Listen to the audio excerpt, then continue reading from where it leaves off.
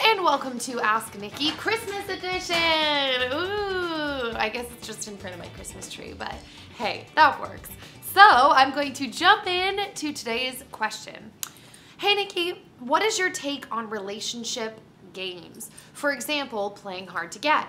This is common for single people looking to meet someone, but I feel like I have to play little mind games like this within my own relationship sometimes. Is that healthy? Okay, in my opinion, I think that the whole like hard to get thing is kind of like looking at the same, I don't know, it's kind of like if we were all looking at this T but from like a different angle and you would see it in a different way. I feel like that's like the world's most lame like example ever, but basically they're looking, it's like looking for the same outcome but looking at it in a different way. I don't think that that is the best way to go. I feel like thinking of it as playing hard to get can be like unhealthy and make you not very like sane. It can make you feel like you're going crazy. So there's that. I think that essentially like playing hard to get, I think a different way to look at that would be that no one that you're dating or that you like, and this is difficult because I remember these days very clearly, should be your everything or your main focus. I think that rather than thinking about playing hard to get, you should think of it as like, if you go after the things that you love and if you're passionate about other things in life and it's not just about that person, you kind of are a little harder to get because you're busy living your life. And I really don't think there should be like this factor of like, oh, I'm just not gonna text him back. Oh, I'm just gonna like be too busy. I think you really should be living your life and going after your passion for so many reasons, besides the fact that like, you know, what we're talking about with like games and it's like playing hard to get.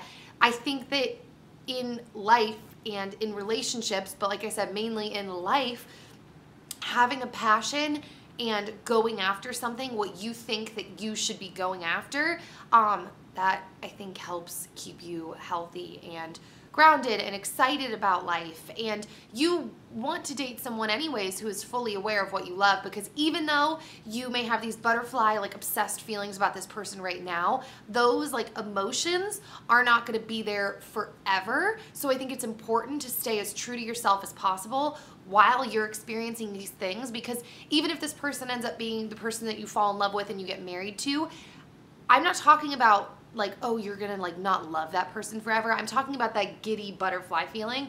That will not be there forever. There's no way you're gonna be married to this person for like 70 years and just experience that same exact feeling that you had the first time you saw them. So eventually things kind of start to get back to a normal like rhythm and routine. So you want that person to know like what you love and what your passion is and like what your priorities are. So I think I don't really like agree with like games. I think it's really manipulative.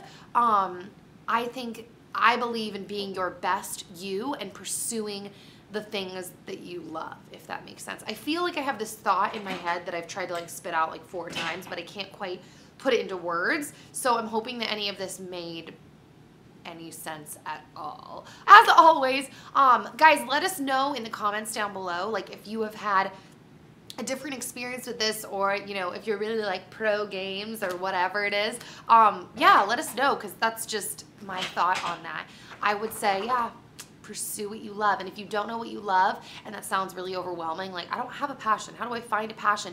Literally just do things that you like. So I know that passion can sound really overwhelming. So if you like something, even if it sounds stupid to you, just do it. Like Dan and I have talked about that before on some of my main channel videos before. People will make comments, and people do this to everyone's videos on YouTube. They'll make comments like, oh, this is so stupid, grow up. And I've had times where I've said to Dan like, oh man, I do feel kind of stupid. Maybe I do need to grow up. And Dan's like, dude, what does doing what you like have anything to do with growing up? Like, you're a person who is a functioning adult in the world who is doing something that they enjoy, but it happens to be like what you get paid to do. It happens to be your job too. So the point is, there is a purpose to everything, you know, like no matter what it is that you enjoy doing, you know, do it with love and passion, and don't feel stupid to pursue. I'm like throwing ball as I'm doing this. Don't feel stupid to pursue the things that you enjoy and to spend time doing them, because you really don't know where they're going to take you. And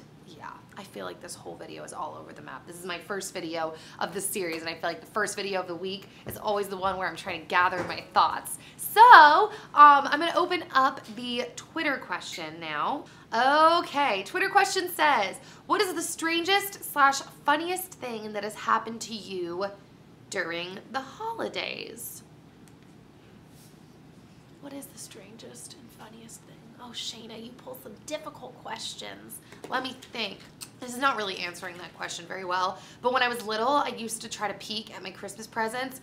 I don't know how I think I thought that my parents were so rough with my presents, which they kind of were with the wrapping, or I was just a kid and really out of it. So I thought I could make tiny little rips and peek and then be like, she'll never know. She would just think that like the fabric or the wrapping paper ripped. And so I remember like, sometimes I wouldn't really know, but one year I really wanted an American Girl doll and I kept ripping and ripping and ripping to try to find out what it was, and I figured it out, and then Christmas Day I had to act all surprised as if I had no idea. Like I was so excited, but I had to act like, oh my gosh, and my mom ended up figuring out that I already knew. Like I'm really bad at lying, so it ended up like coming full circle and coming out that morning.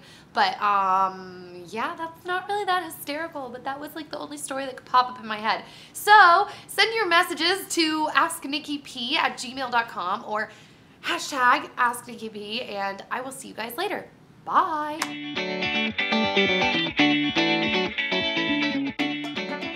I don't like that he gets jealous, that he, you know, is constantly checking up on who I'm with.